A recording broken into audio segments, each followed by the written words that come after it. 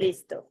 Estamos grabando. Muchísimas gracias por estos minutos.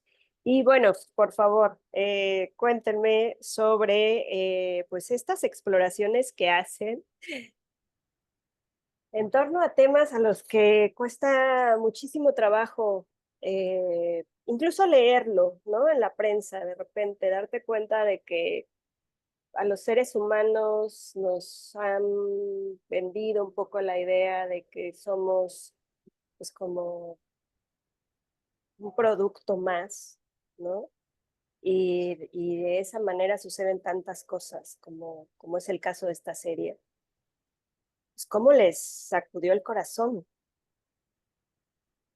Híjole, primero decir que fue un proyecto que nos sentimos muy afortunadas de haber podido realizar. Efectivamente fue un proyecto muy demandante, emocionalmente difícil, pero nos ofreció la oportunidad de abordar con el pretexto de un true crime una realidad muy compleja, los viajes de las mujeres de Sudamérica a México tratadas, y todo eso entrelazado en las capas de violencia del machismo, del feminicidio y por supuesto del crimen organizado.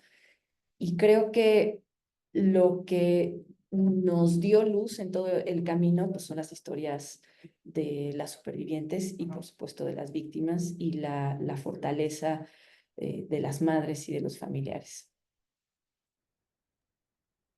También me gustaría que nos contaran un poco sobre eso. O sea, no es solo la Ciudad de México. Al final la violencia está insertada pues en el mundo entero porque somos seres humanos, ¿no? Y de repente con este tipo de trabajos a quien le gusta esta cuestión de polarizar y dicen, bueno, ¿por qué ahora sacan estos temas y no los sacaron en la época de otro color de Ah, partido, ¿no? ya. Y esas cosas dices, bueno, pues porque las películas no suceden por generación espontánea o las series no suceden por generación espontánea, ¿no? Hay una serie de investigaciones, hay que respetar ciertos procesos. ¿Ustedes cómo llevan eso, no? También. Claro, pues sigue habiendo una deuda con los casos que están en zona divas, ¿no? Ahí solamente hay dos casos que tuvieron sentencia, pero hay otros tres casos que siguen totalmente en la impunidad. Eso sin importar qué sexenio y qué partido sea el que esté, en realidad pues sigue siendo una deuda con los familiares de las víctimas y con las víctimas mismas. Luego lo otro que es muy importante es que esto que se ve en esta serie documental, en estos 4 capítulos de la serie, sigue sucediendo. Es decir, el portal del que hablamos, Zona Divas, operó durante un buen tiempo. Se cerró aproximadamente en el 2019 después de los asesinatos de 5 mujeres extranjeras entre 2017 y 2018. Pero el mismo formato de página donde se ofrecen supuestamente servicios de escorts, donde ellas supuestamente lo hacen de manera libre, no se terminó con el cierre de Zona Divas. Existen ahorita plataformas que emulan exactamente el modus operandi de la página de Zona Divas y por eso se nos hace tan importante seguir hablando del tema, ¿no? Solamente apenas hace una semana fueron 2 chicas asesinadas, también migrantes de Venezuela, ¿no? Víctimas también de otra red de trata. Entonces, para nosotras era como un compromiso también contar esta historia, para volver a poner en la mesa de conversación pues la deuda tan grande que se tiene con respecto a condenar la trata, ¿no? Con fines de explotación sexual. Y cuéntame un poquito cómo ha sido también este proceso, pues bueno, el ritmo de una película, la forma en la que ustedes trabajan, que además son muy meticulosas, y de repente se encuentran con un equipo, con una mujer como Laura Goldenberg, que, o sea, Laura es así de que le encuentra un resquebrajo a la pared y dice, bueno, esto seguramente me va a llevar a algo más, ¿no? Y le rasca, aunque se quede sin uñas. ¿Cómo ha sido esta colaboración? De entrada, padrísima. Ahora sí que fue una gran fortuna que Laura nos invitara. Nosotras no la conocíamos personalmente, pero por supuesto habíamos visto las 3 muertes de Marisela Escobedo y le teníamos muchísima admiración a ella, y bueno, a todo el equipo de Marisela, pero a ellas como productoras en particular.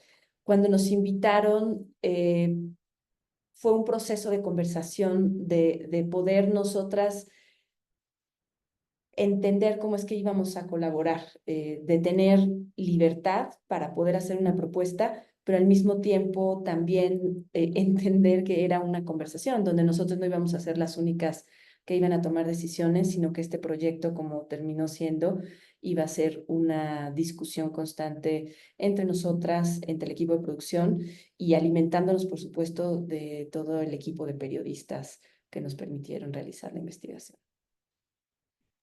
Y tener tanto tiempo, porque bueno, es como hacer muchas películas en un rango, ¿no? O sea, no sé, se dormían y se despertaban y anotaban cosas que venían entre sueños. ¿Cómo fue ese proceso? Fue muy apasionante, eso lo podemos decir que primero el tener la cercanía, ¿no? De un equipo, como dijo Fer, de tantos periodistas, tuvimos periodistas en Ciudad de México, periodistas en Venezuela, periodistas en Argentina, pudimos hacer ese viaje que hicieron las chicas, pero al revés, ¿no? Regresando a sus países de origen. Fue un proceso apasionante. Luego, introducirnos en este mundo, que es un mundo que nosotras que pues somos de diversidad, que tenemos una mente muy abierta, supuestamente pues nos cambió totalmente la perspectiva, aprendimos de todo, ¿no? Nos dimos cuenta que luego tenemos muchas confusiones entre lo que es el trabajo sexual y lo que es la trata, las grandes diferencias, que todavía hay un viaje enorme para las mujeres para poder conquistar la libertad del trabajo sexual también, ¿no? Entonces fue apasionante. Y luego hacer, te digo, toda esa recopilación de la información que las chicas dejaron en redes, porque todas estas chicas ya son de la generación de las redes sociales. Fue un viaje muy emotivo también para nosotras y al mismo tiempo de toma de conciencia de las grandes vulnerabilidades y deudas que les tenemos, ¿no? Por la situación por la que atravesaron en nuestro país, ¿no? Bien, o sea, digo, con ustedes como que aparece su nombre y ya es sello de calidad, o sea, dices, me quiero sumergir en esta historia.